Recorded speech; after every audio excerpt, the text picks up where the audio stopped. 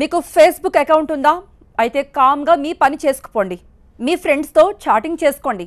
అంతేకాని సరదా కోసం ఫేస్బుక్లో ఫేక్ అకౌంట్స్ క్రియేట్ చేస్తున్నారా? ఆ ఫేక్ అకౌంటే మీకు చావును పరిచయం చేస్తుంది. అవును, తాజాగా టీచర్ పేరుతో ఫేక్ అకౌంట్ ఓ మైనర్ విద్యార్థి ప్రాణాలు తీసింది. తిన్నా తినకపోయినా, పడుకున్నా పడుకోకపోయినా ఈ సోషల్ నెట్వర్కింగ్ సైట్లోకి లాగిన్ అయి కనీసం ఒక్క అప్డేట్ అన్నా చేయకపోతే మనసు ఊరుకోదు. కొంతమంది ఫ్రెండ్స్తో కనెక్ట్ అవ్వడానికి వాడుకుంటారు, తమ ఫీలింగ్స్ని షేర్ చేసుకోవడానికి యూజ్ చేసుకుంటారు. కానీ కొంతమంది మాత్రం అచ్చంగా అమ్మాయిలను టీజ్ చేయడానికే ఫేక్ అకౌంట్స్ క్రియేట్ చేసి వాటితో ప్రాణాల మీదకు తెచ్చుకుంటున్నారు. అవును, ఫేస్బుక్లో ఫేక్ అకౌంట్ చావును పరిచయం చేసింది. నిండు జీవితాన్ని అంతం చేసుకునేలా ప్రేరేపించింది. జీవితాన్ని నాశనం చేసింది. కన్నవారికి తీరని శోకాన్ని మిగిల్చింది. సాయి కుమార్ ఇంజావూర్ ప్రభుత్వ పాఠశాలలో 10వ తరగతి చదువుతున్నాడు. చేతిలో స్మార్ట్ ఫోన్, ఆపై ఫేస్బుక్ అకౌంట్. ఇంకే ఉంది, ప్రతి క్షణం అప్డేట్స్ పెట్టి నలుగురి దృష్టి ఆకర్షించాలని తెగ ఆరాటపడేవాడు. ఓవైపు పోస్టులు, మరోవైపు లైక్లతో చదువును పక్కన పెట్టి అడ్డదారులు తొక్కాడు.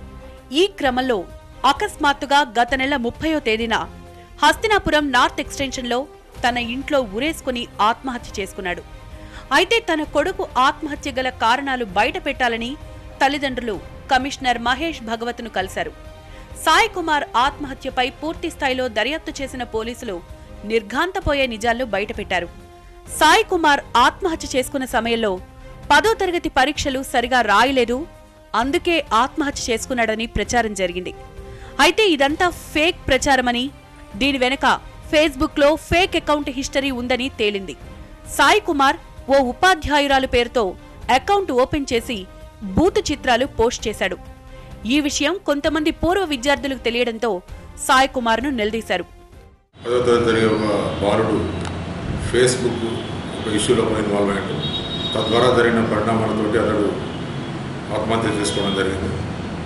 ముఖ్యంగా ఈ విషయంలో ప్రభుత్వం జరిగే ఈ ముద్ర పెడుతున్నారో అతను వాళ్ళ టీచర్ పేరు మీద ఒక ఫేస్బుక్ అకౌంట్ ఓపెన్ చేసి దాంట్లో అశ్లీలమైన దృశ్యాలను పెట్టడం జరిగింది.